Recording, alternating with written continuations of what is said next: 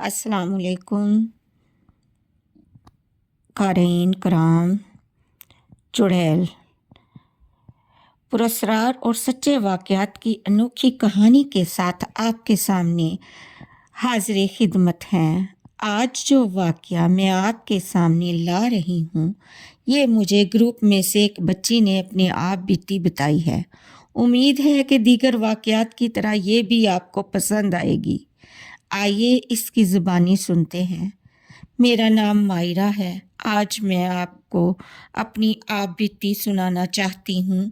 अगरचे इस बात को 13-14 साल गुज़र चुके हैं, मगर मेरे जहन में ये आज भी पहले दिन की तरह नक्श है। ये तब की बात है जब मैं 12 साल की थी।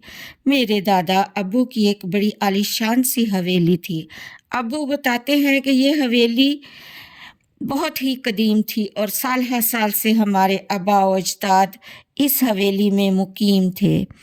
मेरी दादी अम्मा तो काफ़ी अरसा पहले ही वफ़ात पा चुकी थीं, जबकि दादा अब्बा हयात थे। ये हवेली बड़ी पुररौनक और खुशियों का गहवारा थी।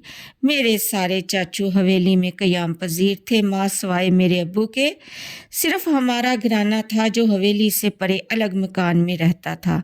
हमारा घर अगरचे अलग था, ताहम ये हवेली के बिल्कुल सामने था। वक्त मुईन दादा अब्बा भी दुनिया से रुखसत हो गए। दादा अब्बू के चले जाने से इस हवेली की रौनक को जैसे नज़र ही लग गई। रफ्ता रफ्ता हवेली के तमाम वासियों ने अपने अपने नए ठिकाने बना लिए और यके बाद दीगरे सब यहाँ से कूच कर गए। अब बचे थे सिर्फ हम लोग और हमारे सामने कद आदम हवेली। इन सब के चले जाने का असर और किसी पे हुआ या नहीं, ताहम मैं बहुत मुतासिर हुई। हवेली सुनसान और मेरा दिल वीरान और उदास हो गया।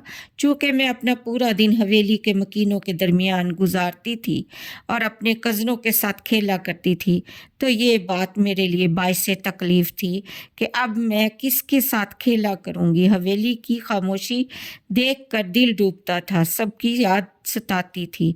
इस उदासी में मैं उठकर अक्सर सुनसान हवेली में खेलने जाने लगी, क्योंकि मुझे इस हवेली से भी काफ़ी लगाव था।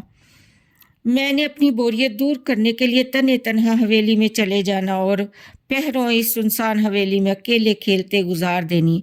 अम्मी ने जब ये सूरत हाल मुलाहिजा की तो मुझे 2-3 बार मना भी किया कि सुनसान हवेली में ना जाया करूं, मगर मैंने इनकी एक ना सुनी और अपना मशगला जारी रखा। और फिर एक ऐसे ही दिन मैं अपने आप से खेलने में मगन थी कि दफ़ातन मुझे किसी की मौजूदगी का एहसास हुआ।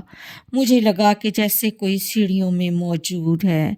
मैंने सोचा ज़रूर ये छोटा भाई होगा जो मुझे डराने की गरज से आया है। मैंने सोचा इससे पहले कि वो मुझे डराए, मैं ही इसे डरा देती हूँ। मैं चुपके से उठी और दबे कदमों सीढ़ियों की तरफ बढ़ने लगी और सीढ़ियों के करीब जाकर लहजा भर को रुकी और अचानक से सामने आ गई ताकि भाई डर जाए। मगर ये क्या, जैसे ही मैं सामने हुई मेरी आंखें फटी की फटी रह गईं। वहाँ भाई का तो नामो निशान तक ना था, बल्कि भाई की जगह कोई और ही चीज़ खड़ी थी। मैं खौफ से अपनी जगह जम कर रह गई और चीखें तो जैसे गले में ही घुट कर रह गई थीं। मुझसे चंद फीट के फासले पर इंतहाई दहशतनाक मंजर था।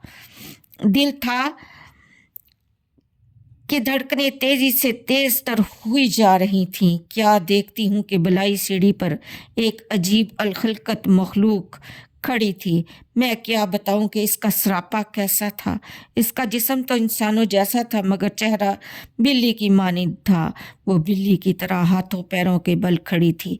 इसके पैरों में बड़े बड़े घुंघरू भी बंधे हुए थे। इस मखलूक के मुंह से रालें टपक रही थीं और साथ ही साथ इसके हलक से गुर्राने की आवाज़ें उभरी। उफ, क्या बताऊं इसकी भयानक आंखों से लपक साफ महसूस हो रही थी। मेरा वजूद थर्रा कर रह गया था। सोचने समझने की तमाम सलाहियतें जैसे मफलूज होकर रह गई थीं। समझ नहीं आ रहा था कि क्या करूं। इतने में अम्मी की आवाज़ें आने लगीं। वो मुझे पुकार रही थी। मेरे तन बदन में जान सी पड़ गई। अम्मी कह रही थी कि मायरा तुम कहाँ हो, इंतहाई ढीठ हो, घर वापस आओ। इतना सुनना था कि जाने मुझ में इतनी हिम्मत कैसे आ गई। मैं मुड़ी और पीछे देखे बिना सरपट दौड़ लगा दी और बरक रफ्तारी से घर पहुंचकर ही दम लिया। अम्मी ने मुझे देखा तो डांटना शुरू कर दिया कि तुम्हें 1000 बार मना किया है कि वहाँ मत जाया करो, मगर तुम मेरी सुनती कहाँ हो। मैं खामोशी से इनकी डांट सुनती रही और इन्हें कुछ भी ना बताया और अपने कमरे में जाकर लेट गई और मुझे कुछ होश ना रहा। जब होश आया तो देखा कि कोई मुझे झंझोड़ झंझोड़ कर जगा रहा है। देखा कि अम्मी, अब्बू और भैया मेरे पास मौजूद थे। अम्मी मुझ पर पड़ पड़ कर फूंक रही थीं और भाई मेरा मुझे होश में लाने की कोशिश कर रहा था। पास ही अब्बू भी मुतफिक कर चेहरा लिए खड़े थे। मेरी ये कैफियत थी कि मुझे सुनाई तो सब दे रहा था, मगर मेरी आंखें खुलने से इनकारी थीं। मैं बस चीखती चली जा रही थी कि अम्मी मुझे बचाओ, मुझे डर लग रहा है। और जब आंख खुली तो सब घर वालों को अपने लिए फ़िक्रमंद पाया। मेरी आंखें खुलते देखकर सबकी जान में जान आई। फिर मुझे कई दिन तक बुखार ने घेरे रखा। मेरी हालत के पेश नज़र आखिरकार अम्मी मुझे मौलवी साहिब के पास ले गईं और उन्होंने मुझे दम किया और फिर कहीं जाकर मेरी जान में जान आई। अल्लाह हाफिज़ नाज़रीन।